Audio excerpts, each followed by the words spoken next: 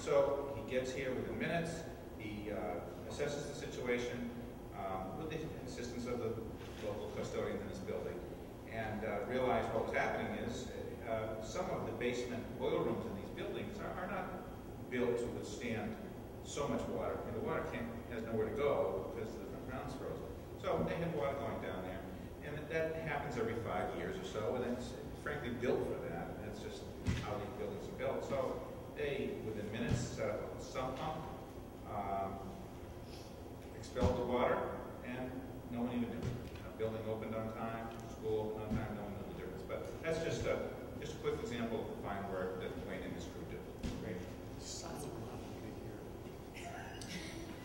I don't think it goes off here. It goes off. It goes off at like Wayne's house or something. It goes off the alarm company. Yeah. It's a dog whistle thing. I think I don't know. I'm not really sure. Wayne is unbelievable. Just again a shout out to him. We worked on the bachelor project. He is so conscientious about every detail, and the complications of keeping these buildings running now with the systems and everything is not what people understand. I mean, he's had to train on all of the systems for the bachelor schools, the security systems, all those things. And he does a great job. Carl, I did have one question. I know we don't use a whole lot of oil. I don't think we use any oil to heat our buildings, but we do use gasoline, obviously, in our trucks and equipment, and we use natural gas to heat the buildings. Any issues there with how's natural gas pricing? And natural gas pricing, we locked in 2008, so we're using the prices that we thought were pretty good in 2008 and continue to be good. Although it's strange, as someone who does follow the commodity markets, it's interesting that as expensive as oil is, natural gas hasn't risen to the same level as natural gas has. So, interestingly, on February, the last day of the business day of the month is always the date in which the following month's natural gas prices are set.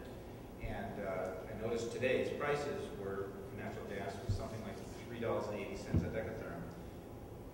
What all that means is our natural gas pricing is good, even though this has been a cold winter, we're not in any budget issues.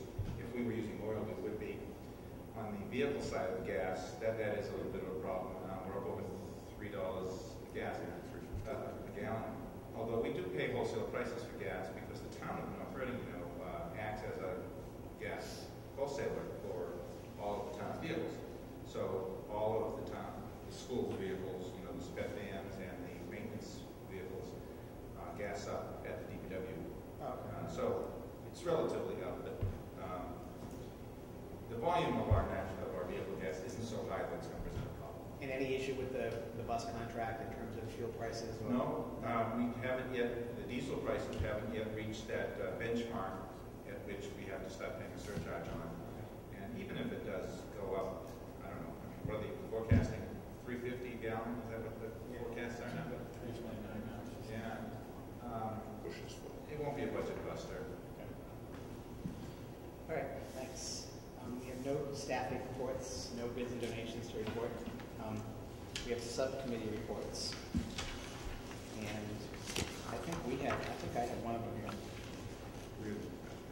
We have policy subcommittee, which you're meeting tomorrow, or Wednesday. I think we've just discussed all the policies that you're discussing. I don't know if you have anything else to add there. Okay.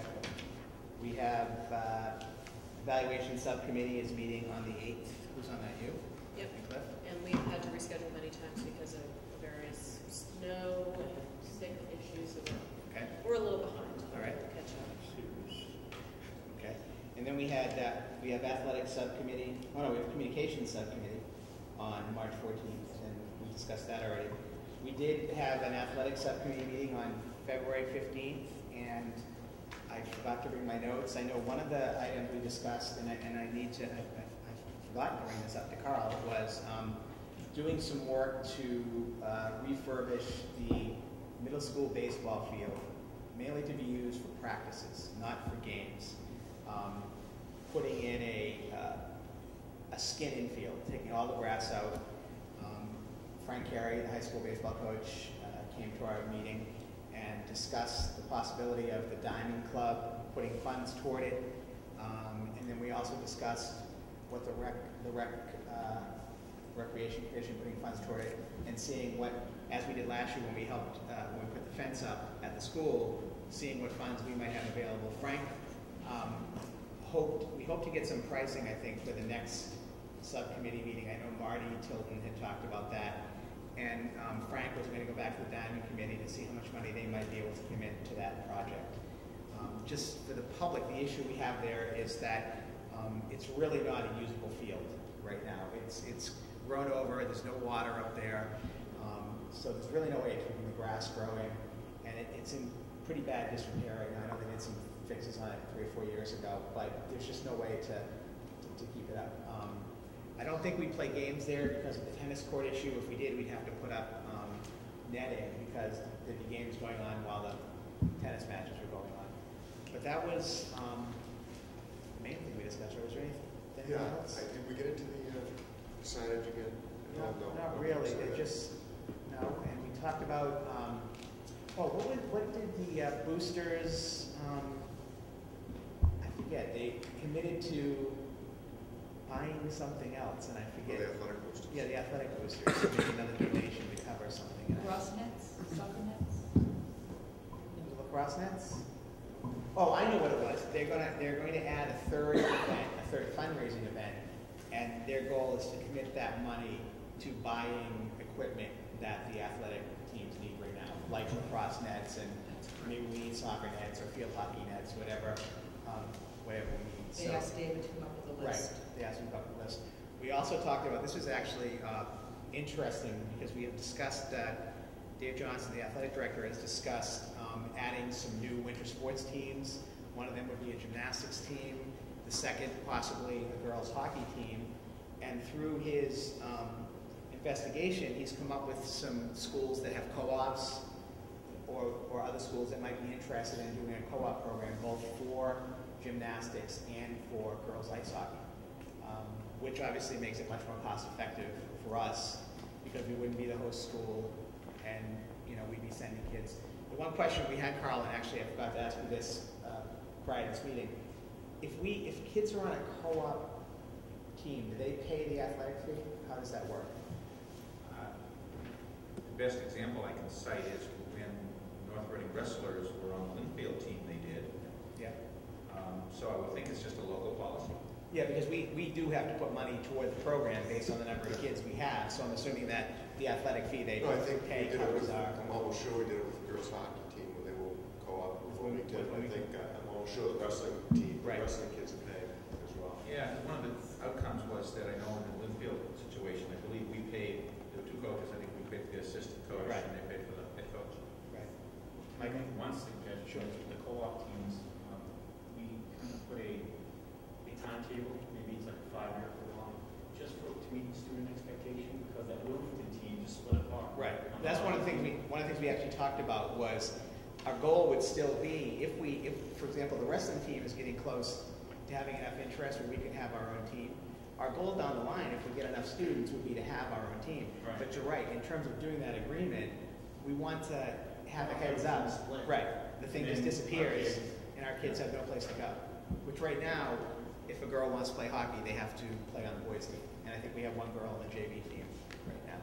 But there's no outlet for, Maybe something like commitment we sign. or right. something. But the co-op wrestling resurrected the wrestling team. The Exactly. wrestling team was done. It was Yeah. finished. There was no program. It really brought it back. But I think this is all part of, what we're looking about in terms of regionalizing at all levels. And if you want to give kids the opportunity, and if you can do it in a co-op way that makes sense, I think that's the way we're going to be moving.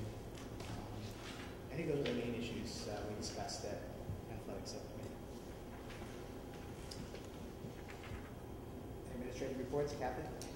What I included in your packet was a recent report from the Department of Elementary and Secondary Education. And the title of the report was, for the 4th consecutive year, the state's 4-year graduation rate rises, as well as the statewide annual dropout rate remaining at 2.9%. So the statewide graduation rate is 82.1, and I just want to let you know that North Reading's is 96.2. So again, we exceed the statewide average by a considerable margin. And conversely, on the back of that page, what I listed for you at the very bottom was 9 years' worth of data regarding the North Reading dropout rate. And you can see in the school year 2001-2002, the dropout rate was 2.2%. If you take a look at 2009-2010, the dropout rate is 0.4. So we have gained 1.8 percentage points regarding the dropout rate, and that is tremendous. Now, isn't there some controversy about these numbers? For example, if we have and maybe I have this wrong, but I thought if we had a student, say, who starts in North Reading High School as a freshman, and then they leave in their sophomore year to go to another school, that person is counted as someone who didn't graduate in 4 years from our school. Is that correct or no? I'm not sure. I don't believe, there's an adjusted graduation rate and there's an actual, that might be the adjusted, Okay. where they take that out. They take the kids, right. And so the 96 that I reported to you is the adjusted.